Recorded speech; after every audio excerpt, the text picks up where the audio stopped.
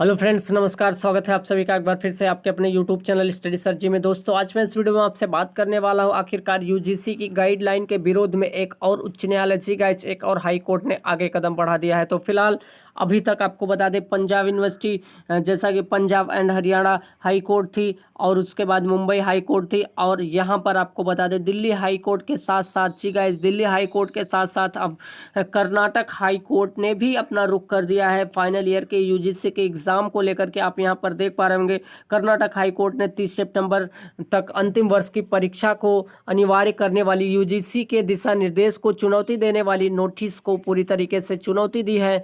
आखिरकार ये जो आपको बता दें कि ये जो यूजीसी की गाइडलाइन जारी हुई, इसको लेकर के कहीं ना कहीं सभी हाई कोर्ट में ये मुकदमा दायर किया गया या याचिका दायर की गई है, जिसको लेकर के फाइनल ईयर की एग्जाम कैंसिल करने की बात की गई। तो यहाँ से आप सीधे सीधे देख पा रहे होंगे, ये कर्नाटक हाई कोर्ट का पूरी तरीके से दृश्य और यूजीसी के जो भी याचिका या नोटिस थी, इसको लेकर के विरोध किया जा रहा है। तो गाइस, डिटेल में बात करने से पहले आप सभी से एक ही हम्बल रिक्वेस्ट, अगर चैनल पर फर्स्ट टाइम जुड़ रहे हैं तो प्लीज चैनल को सब्सक्राइब कर लीजिए, बेल आइकन को प्रेस करके ऑल पे क्लिक कर दीजिए, जिससे कि मेरे सारे वीडियो का नोटिफिकेशन आपको मिलता रहे।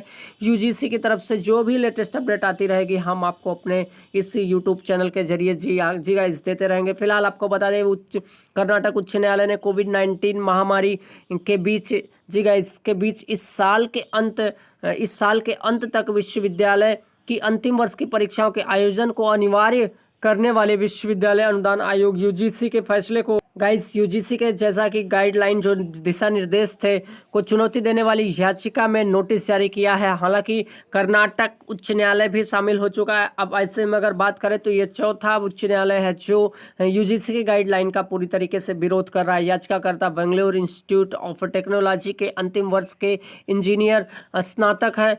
ऐसा उनका कहना है कि ये जो परीक्षाएं यूजीसी करा रही है, ये पूरी तरीके से उसकी मनमानी है। वो हमारे जो भी राइट्स हैं, फंडामेंटल राइट्स कॉन्स्टिट्यूशन में, उसका पूरी तरीके से उल्लंघन कर रही है। उनकी दलील सितंबर के अंत तक अवैध उग्र मनमानी के रूप में और संविधान के अनुच्छेद 14, 19 और 21 के मूल में हड़ताली, अर्थात जो हमारे अधिकार हैं उसमें हमें हड़ताली की जा रही या फिर पूरी तरीके से व्यवधान किया जा रहा है के रूप में अंतिम वर्ष की परीक्षाओं के संचालन के निर्देश को चुनौती देती है। और ये पूरी तरीके से जो यूजीसी की रवैया है, कहीं ना कहीं छात्रों को लेकर के खतरे में डाल सकती है। इसके अतिरिक्त वे अंतिम वर्ष टर्मिनल सेमेस्टर के छात्र के लिए विकृत, मनमाना और मन के गैर अनुप्रयोग के प्रदर्शनकारी के रूप में महामारी के दौरान परीक्षा आयोजित करने को बहुत बहुत निर्णय लेते हुए, अर्थात जो ये निर्णय लिया गया है, ये छात्रों को लेकर के कहीं ना कहीं बहुत ही प्रॉब्लम क्रिएट करेगा।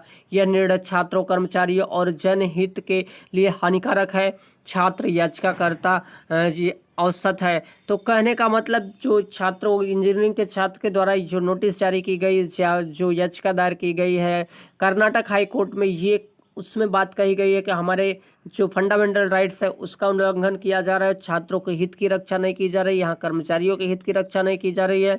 याचिका में कहा गया कि मार्च में बृहद बेंगलोर महानगर पालिका बीबीएमपी के निर्देश दिया था कि छात्रावास के कैदियों ने परिसर को बंद करने के लिए, परिसर में भीड़ भाड़ को कम करने के लिए परिसर खाली करा दिया था। जो वहाँ के छात्रावास के वार्डन होते हैं, वो पूरी तरीके से छात्रों को वहाँ से बाहर निकाल दिए ताकि वहाँ कलेक्शन ना हो स्टूडेंट का, जिससे कोविड का खतरा ना बढ़े। ऐसे में याचिकाकर्ता जो भुगतान किए गए, अर्थात जो भी छात्र वहाँ से बाहर निकाल दिए गए, वो अपने गांव को निकल गए हैं। फिलहाल आपको बता दें, याचिकाकर्ता जो भुगतान किए गए आवास में रहते थे, बता दें कि उन्हें उन परिस्थितियों में शहर छोड़ने के लिए मजबूर किया गया। अधिकांश छात्र लॉकडाउन की घोषणा के बाद अन्य क्षेत्रों और राज्यों में अपने गृहनगर लौट गए। याचिकाकर्ता जैसा कि जो याचिकाकर्ता हाई कोर्ट में दायर की गई, तो ये सारी बातें उसमें कही गई। तत्पश्चात गृह मंत्रालय ने शिक्षण संस्थानों को बंद करने और अनुसूचित विश्वविद्यालय परीक्षाओं का एक विकेंद्रीकरण करने का आदेश दिया। इस अवधि के दौरान बुनियादी सुविधाओं से लैस शिक्षण संस्थानों ने ऑनलाइन कक्षाएं संचालित करने का प्रयास की। जो भी बातें हमारे पिछले दिनों में हुई थी, उसका भी इसमें जिक्र किया गया है। यह देखते हुए कई छात्र, विशेष रूप से ग्रामीण क्षेत्रों में और इंटरनेट तक बिना जी गाइस इंटरनेट तक पहुंच के बिना ऑनलाइन कक्षाएं तक नहीं पहुंच पाए। याचिकाकर्ताओं का कहना है कि उनके पास अपने संस्थान में ऑनलाइन मोड में भी बमुश्किल जी गाइस बमुश्किल किसी भी वर्ग को रखा है। आगे इसके लिए कुछ विषयों कोई कक्षाएं आयोजित नहीं की गई, याचिकाकर्ता बताते हैं। अर्थात ये सारी बातें याचिकाकर्ता के द्वारा high court Karnataka high court में बताई गई। यह स्थिति तब है जब 13/3/2020 को राज्य सरकार द्वारा बंद करने का पहला आदेश जारी किए जाने के बाद आधे से अधिक सेमेस्टर की कक्षाएं अभी भी सिखाई जानी बाकी थी। यह स्पष्ट है कि अंतिम परीक्षा के संबंध में निर्धारित पाठ्यक्रम याचिकाकर्ताओं को एक संतोषजनक तरीके से और किसी भी मामले में नहीं सिखाया गया है जो उन्हें उसी के आधार पर परीक्षा का सामना करने के लिए सुसज्जित करेगा।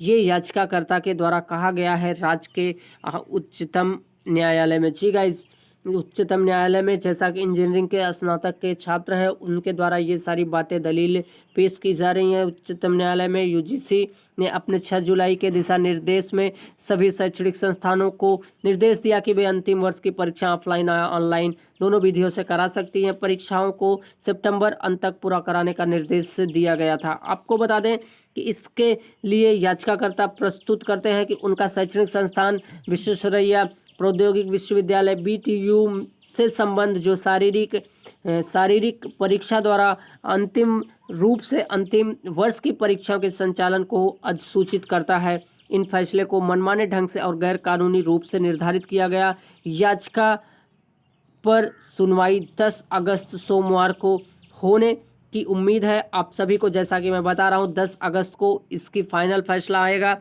अब ऐसे में देखना है कि यूजीसी की जो ये गाइडलाइन है उसको लेकर के सुप्रीम कोर्ट क्या अपना जो है फैसला है आपका क्या अपना रुख करती है। यूजीसी द्वारा सितंबर के अंत में अंतिम वर्ष की परीक्षा आयोजित करने के दिशा के निर्देश के खिलाफ याचिकाएं भी उच्चतम न्यायालय के समक्ष लंबित है और ये 10 अगस्त से जी गाइस 10 अगस्त इसका फाइनल फैसला हो जाएगा। तो आपको बता दें इस तरह की याचिका हाई कोर्ट के समक्ष भी दायर की जा चुकी है और हमने पहले ही आपको बताया कि हाई कोर्ट मुंबई और हाई कोर्ट आपके हरियाणा पंजाब और हाई कोर्ट आपके दिल्ली और यहाँ पर आपको बता दें कि आज जो लेटेस्ट अपडेट निकल के आ रही है हाई कोर्ट कर्नाटक के द्वारा भी यूजीसी के गाइडलाइन का पूरी तरीके से विरोध किया जा रहा है। इस मामले का पूरी तरीके से लंबित चल रहा है सुप्रीम कोर्ट में। अब ये 10 अगस्त को फैसला होगा क्या छात्रों के फाइनल ईयर के छात्रों का एग्जाम होगा या नहीं। तो गाइस ये थी पूरी बात कर्नाटक हाई कोर्ट की तरफ से। जैसा हमने आपको बताया कि वहाँ के छात्र भी पूरी तरीके से परेशान हैं अपने एग्ज़ाम को लेकर के। जी गाइस अपने फाइनल ईयर के एग्ज़ाम को लेकर के वो जो यूजीसी की गाइडलाइन है उसका पूरी तरीके से विरोध कर रहे हैं। तो गाइस इस वीडियो में इतना ही। मिलते हैं एक नए वीडियो में एक नए नोटिस एक नए टॉपिक के साथ। Thank you. जय हिंद, वंदे मातरम।